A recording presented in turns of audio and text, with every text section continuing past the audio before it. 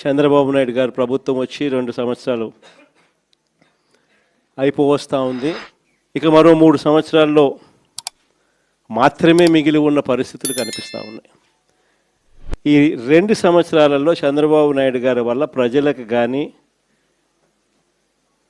అక్క చెల్లెమ్మలకు కానీ, మరీ ముఖ్యంగా ప్రజల్లో ఉన్న అక్క చెల్లెమ్మలకు కానీ, ప్రజల్లో భాగంగా ఉన్న రైతన్నలకు కానీ, ప్రజల్లో భాగంగా ఉన్న మరీ ముఖ్యంగా యువతకు కానీ, ఏ ఒక్క సెక్షన్కైనా కూడా కనీసం ఒక్క మంచన్నా జరిగిందా అని చెప్పి నేను అడుగుతా ఉన్నాను ఈరోజు.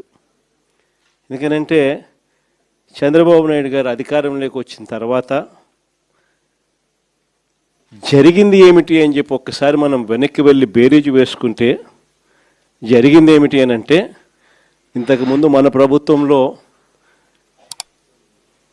ఉన్న పథకాలన్నీ కూడా రద్దయిపోయిన పరిస్థితి ఈరోజు కనిపిస్తూ ఉంది.